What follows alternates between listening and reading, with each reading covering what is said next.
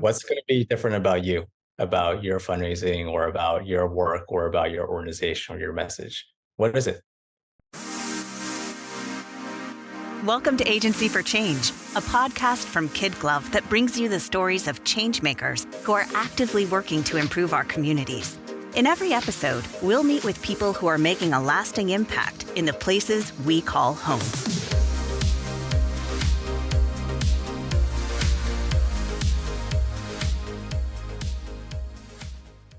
Hey everyone, this is Lynn Weinman, president of KidGlov.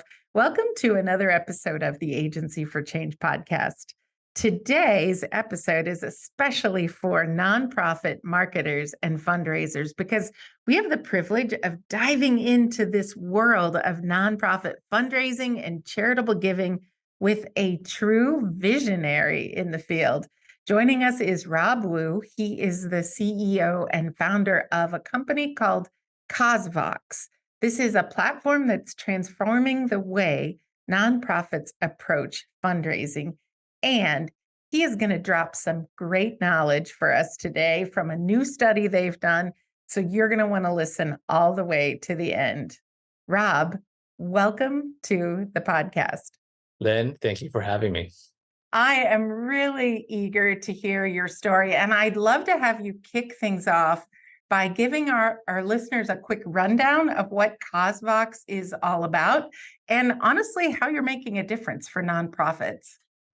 Sure. CauseVox is a company I started 13 plus years ago. So it's the longest job I've ever had. But essentially, we're a software company. We help nonprofits and we help them unlock modern philanthropy for their fundraising. So traditional fundraising software is typically very cumbersome, very clunky, and is often the number one obstacle for nonprofits in creating a really memorable donor experience.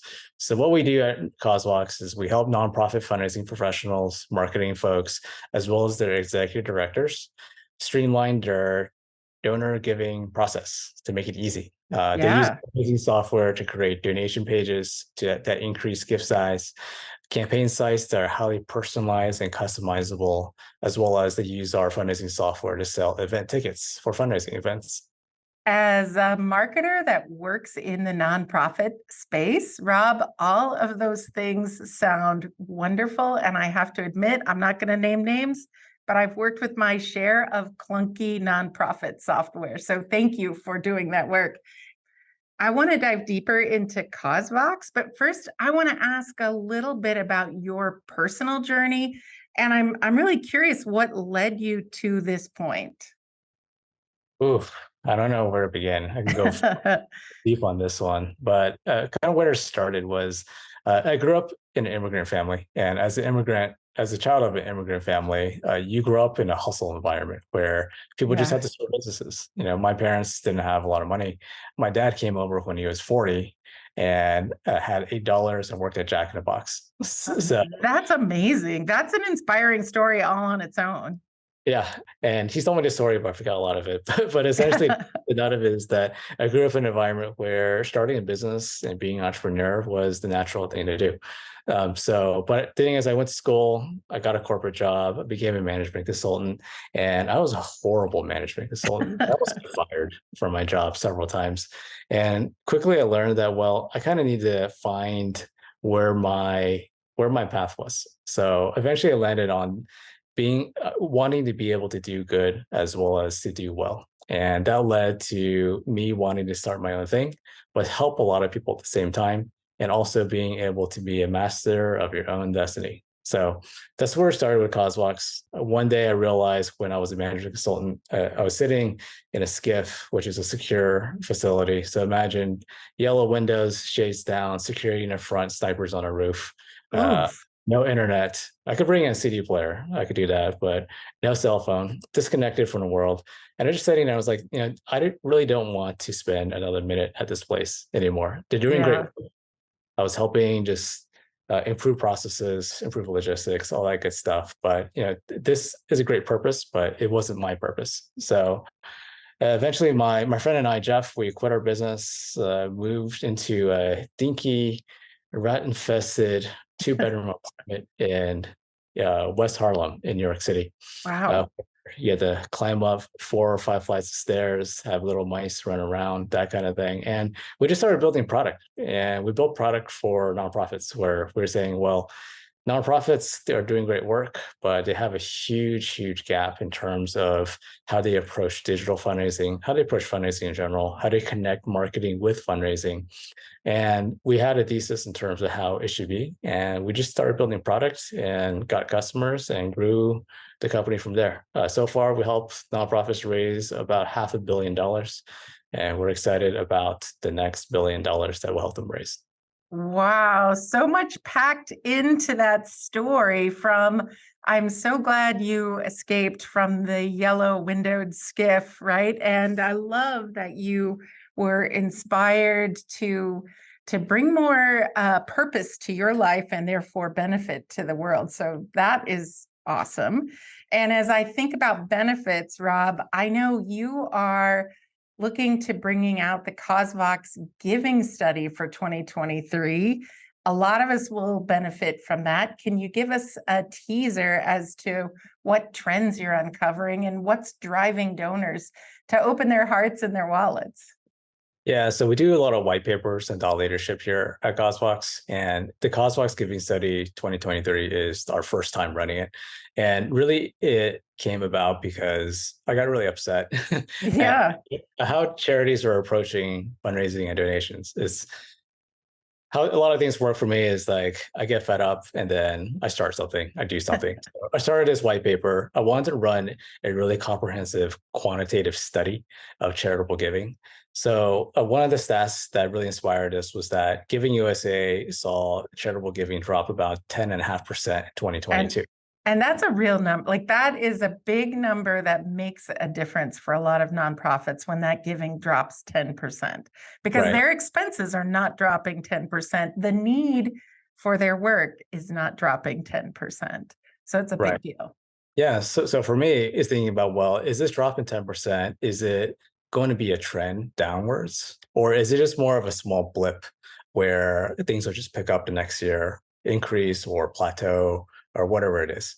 Either way, it's the scenarios aren't that great. So what I wanted to figure out was why is there a 10% dip? And as well as what can nonprofits do to bridge the gap today in order to make sure that that 10% doesn't occur again, or that 10% is reversed to 0%, Yeah. with 10% increase. So that's kind of where it started. I ran this quant study, and it was very interesting in terms of what has developed in terms of the insights that I gathered. One of the big things is that the era of easy money is over. So Very you know, sad because, during the pandemic, there was some money to be had. A lot of our nonprofits saw increases. yeah, not only did they say increases from charitable giving because people wanted to give, people were primed to give, and digital made it really easy for folks to give. But nonprofits themselves got a lot of relief from the federal government if they're based in the U.S. or even Canada. And then on the other side, donors did see an increase in not only their assets if they were invested in equities, but also their pay too, with salary and income inflation, especially if they were hopping jobs. So there was a huge just increase in giving, increase in capacity. But then what we found was that 42% of our respondents in the study noted that financial constraints were a primary obstacle for making donations moving forward. So there's a huge percentage of them. Big.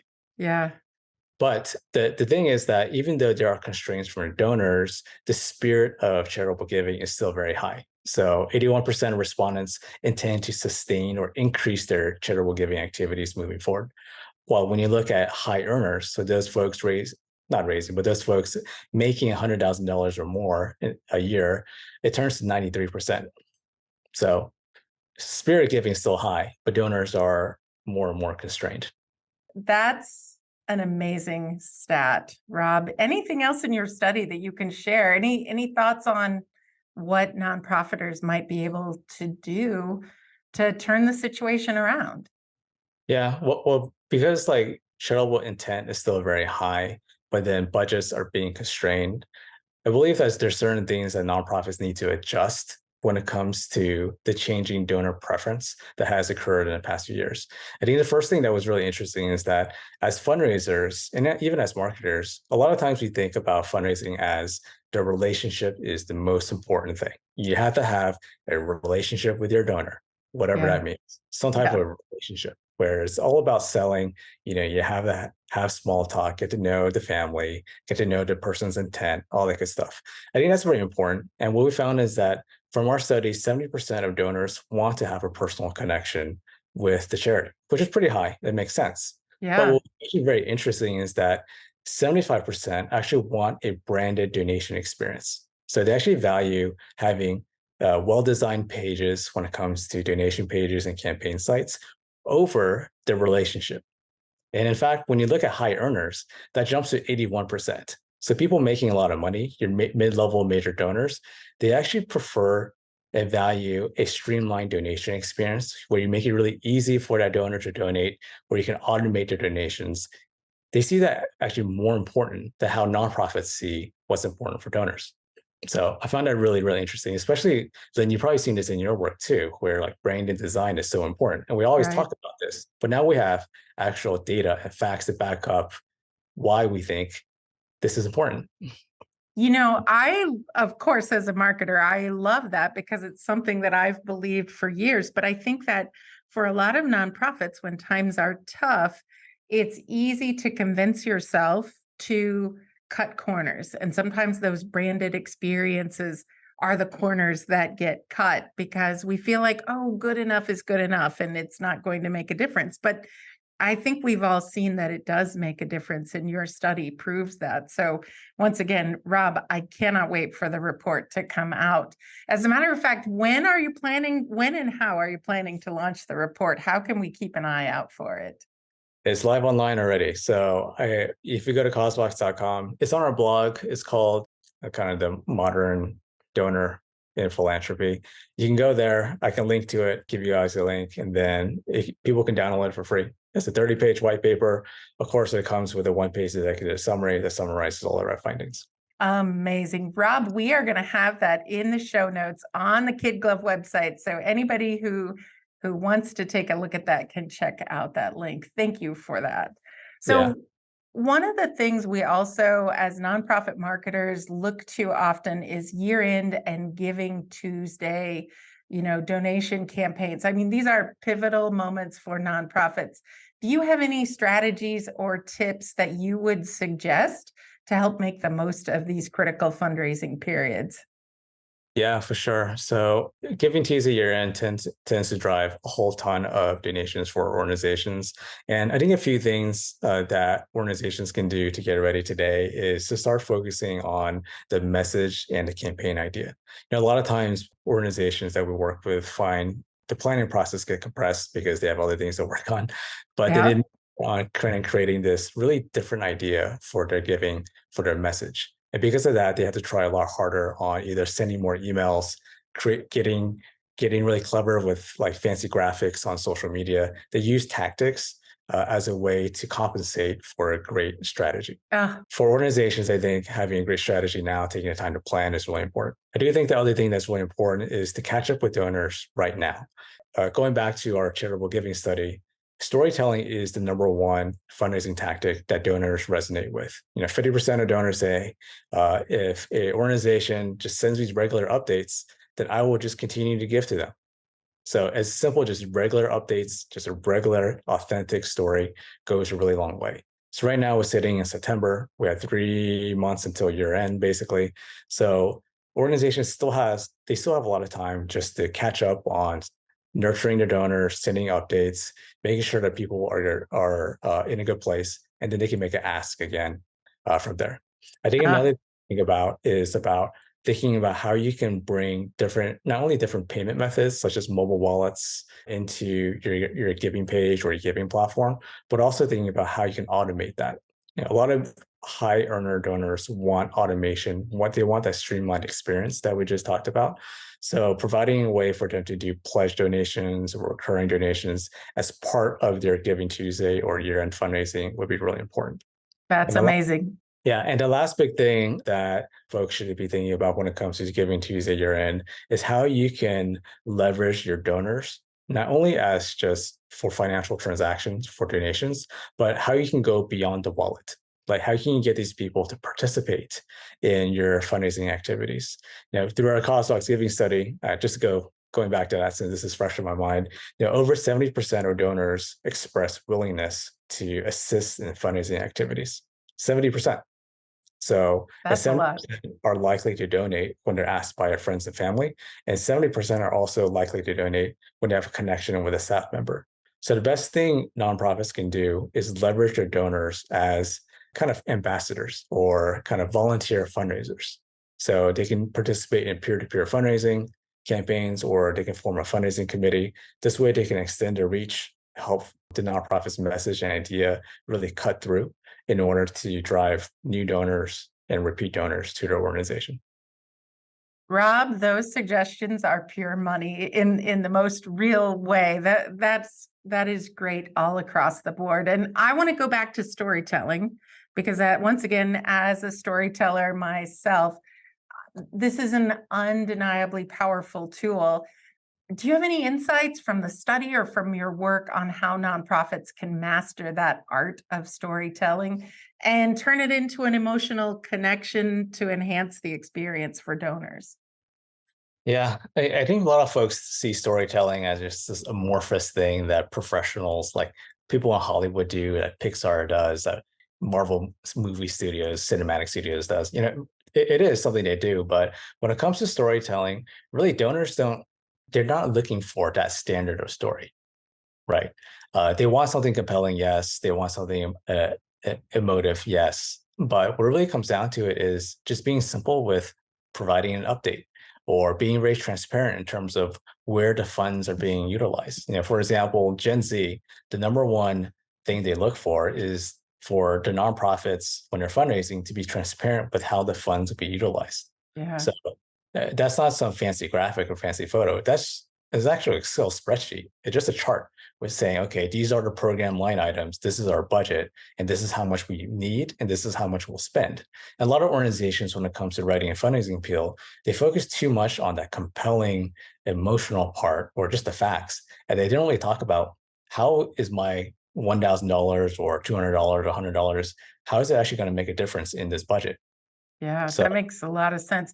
Rob, do you have any insights also on localized giving? How important is it to let your donor know that their money might stay in the specific geographic area that they're in?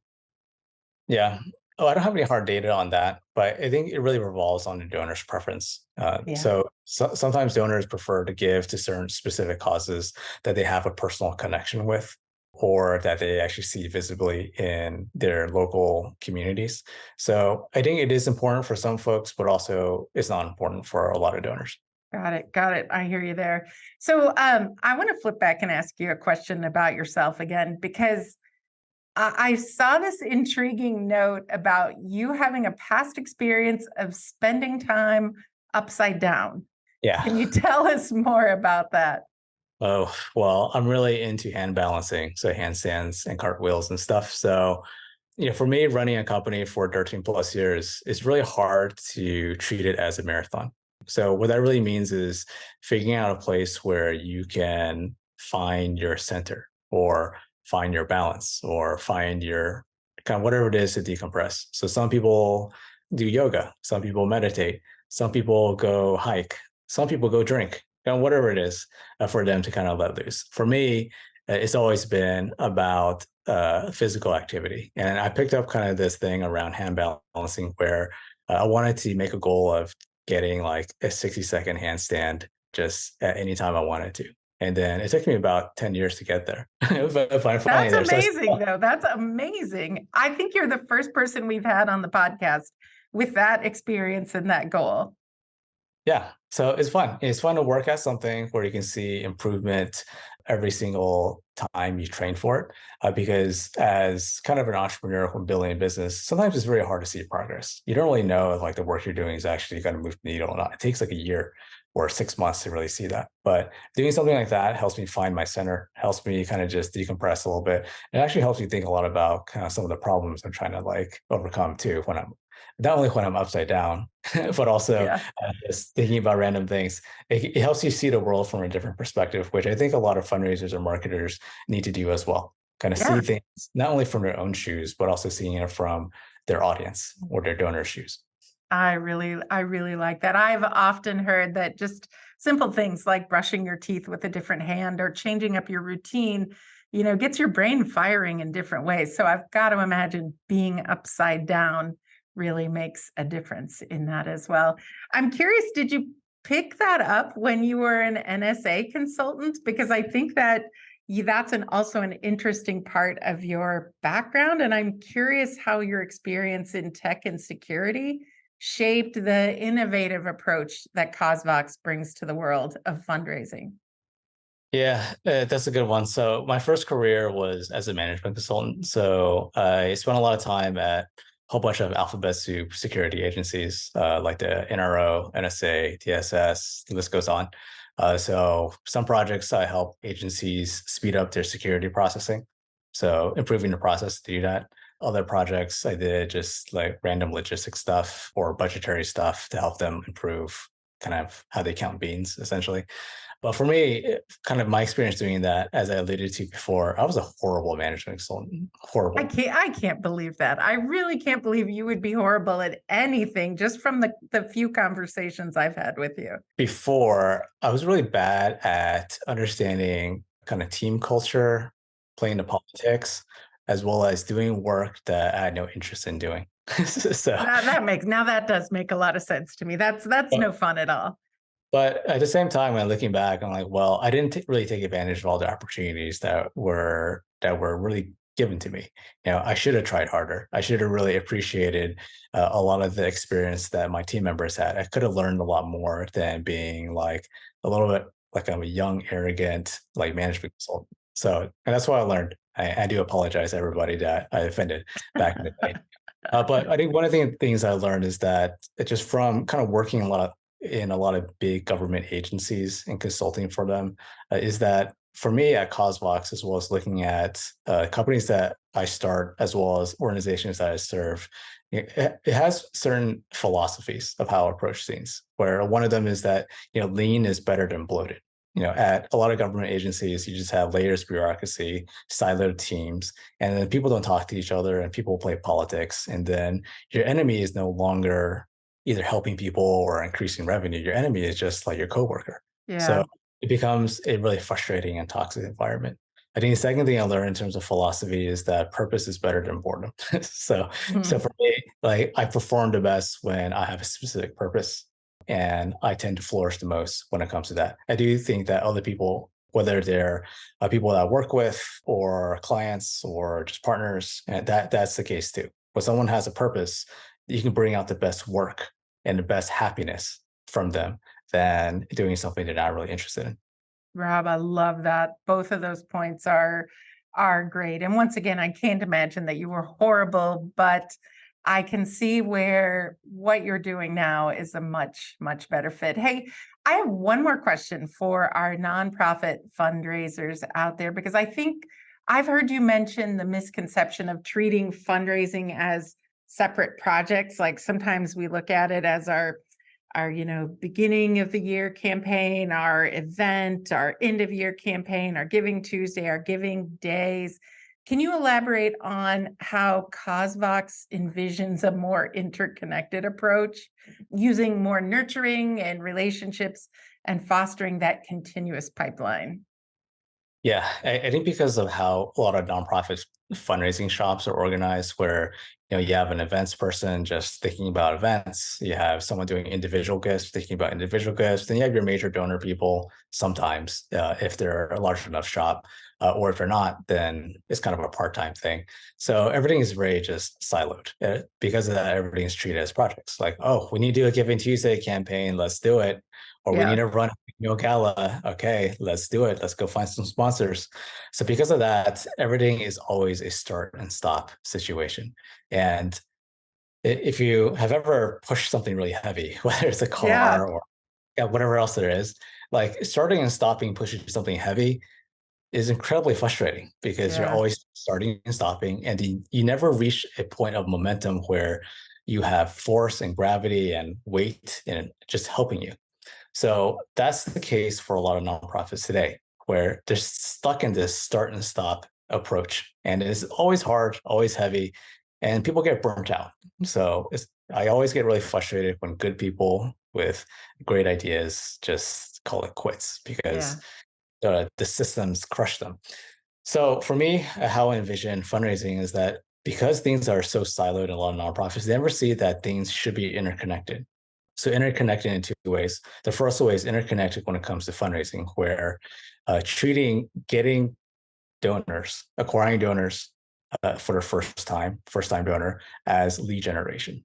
Like it doesn't really matter what you do, but you just need to get someone to give you a first time gift. Yep. Because, for example, in our study, over 52% of people expect to continue donating to a nonprofit when after their first gift. They're just like they think if I donate once, I'm gonna just donate a really long time, forever, forever. So getting their first gift is super important, but then treating that as a way to enter people into a pipeline where then you can nurture, steward them, give them updates, as well as bring in some screening so you can upgrade that donation amount to a higher donation amount. So treating these leads essentially as customers that you upgrade and upgrade every single year. So a lot of organizations don't see it this way, where they just say, okay, we just need to get donors, and then they turn off the communications. Then they turn it on again, like we need to get donors again. Oh, why do I have an 18% donor retention rate or whatever the number is? The industry number is 18% for some reason. 18% retention rate is the actual number, while donors expect to keep on giving 52%. So there's a huge disconnect over there. And Yeah. I think my belief is that one of the disconnects is because of how fundraising operations are just so siloed. So the second thing is that marketing should be connected to fundraising directly, but typically they sit in different departments. So your marketer is just relegated to maintaining your website, posting on social media, doing a newsletter, that kind of thing. But really the best fundraisers today and moving forward are going to be great communicators, because donors expect regular updates, they expect transparency, they expect different touches through different channels across the board. When we ran this study as well, looking at the data, donors are just across the board in terms of channels, whether it's advertising, social media, email, calls, whatever. So you kind of need to have integrated communications with marketing in order to be successful. And for us at CauseVox, that's what we're building towards, where you can have marketers and fundraisers in one place, in one product. So they can not only work together, but then the functions and the jobs they need to do can just occur in one place. But then on the back end, on the data side, you can build a really comprehensive view of your donors and provide them with this incredible donor experience that historically nonprofits haven't provided their donors. Rob, I love that. All the way from the whole idea of, pushing the boulder up the hill and stopping and starting and the energy required in that. I think too, I've talked to so many fundraisers and nonprofit marketers who sometimes are afraid to make an ask. And I think even just knowing that statistic that you shared, that over 50% of donors intend to keep giving, that is the invitation to continue to make the ask as well. So that is really a fantastic stat and strategy to share with us. So Yeah, I was talking to a major donor as part of a different study, and not related to the CauseVox giving study. I was doing a major donor study before this, earlier this year, where I talked to over 300 people, a bunch of them major donors. One major donor told me, and this really stood out, is that he said that if the nonprofit he was donating to just shows up every year, gives them some regular updates, he's going to keep on donating $100,000 checks forever. wow. So a lot of the part of doing something is just showing up. Yeah, for sure. For sure. That is the start. Nothing will happen if you don't show up. So, Rob, I want to ask you my favorite question next. I've asked it on every single Agency for Change podcast, and I love the responses that we get. And a lot of people know that I'm inspired by motivational quotes. And I would love to have an original Rob Wu quote to inspire our listeners. I think I live by this year because it's something that's really inspired me as well in terms of how I think and how I want to build a company. But for me, the quote would be find your different. What's going to be different about you, about your fundraising or about your work or about your organization or your message? What is it? Because in our environment today, because just thinking back to nonprofits at least, donors are more constrained. So you really had to find what's different about your organization. I love that so much. A lot of times being different is even more important than being better because people understand your niche. A lot of times with nonprofits, there are many other nonprofits that have a similar mission, that serve a similar audience. And how are you going to get that story across so people understand what makes you different? I love that so much. Yeah, when it comes to campaigns, like for example, with going back to Giving Tuesday and Year-End fundraising, when we look at a lot of organizations using our platform, kind of to some of the appeals either they have on our campaign sites or that they send out, or the appeals that I get, there's not a ton of difference. So a lot of appeals have the same structure; they look the same. Some are just very general and not really specific. So I think if organizations can really think about, well, if everybody's doing something this way, if I do something a little bit different, maybe 2 to 3 steps removed, then I'm going to stand out. And if I'm going to stand out, then I'm going to be noticed. If I'm going to be noticed, then I'm going to get donors. Fantastic. Rob, for our listeners who would like to learn more about your work, how to support you, how they could check out CauseVox, what is the best way for them to find you? Yeah, best way is go to causevox.com. So CAUSE, V as in Victor, OX.com. Check out our website. If they navigate to our learning center from the top navigation, we have our blog where there's a ton of resources, all of them are free, whether it be our CauseVox Giving Study white paper or our free webinars or our free blog articles. You can check them out. And I do post occasionally on my LinkedIn as well. So linkedin.com. My handle is Rob J. Wu, I believe. Fantastic. Rob, we'll make sure that there are links to both of those in the show notes for everyone as well. So I have loved this conversation. And as we wrap up this time together today, what is the most important thing, Rob, that you would like our listeners to remember about the work that you are doing? The most important thing, I think the most important thing that I love folks to remember is about the donor experience. And then for CauseVox is we want to provide all of our nonprofits and our customers a modern way to give their donors a seamless and easy and delightful experience from first touch all the way to repeat donations. So that's what we're building. And we love to work with folks who have a similar philosophy. That is fantastic. Fantastic. Rob, I fully believe the world needs more people like you, more people that hang upside down every once in a while. And I just thank you for taking the time to share with us today. All right, Lynn, thanks so much for your time as well. We hope you enjoyed today's Agency for Change podcast. To hear all our interviews with those who are making a positive change in our communities, or to nominate a changemaker you'd love to hear from, visit KidGlov.com at KidGlov.com to get in touch. As always, if you like what you've heard today, be sure to rate, review, subscribe, and share. Thanks for listening, and we'll see you next time.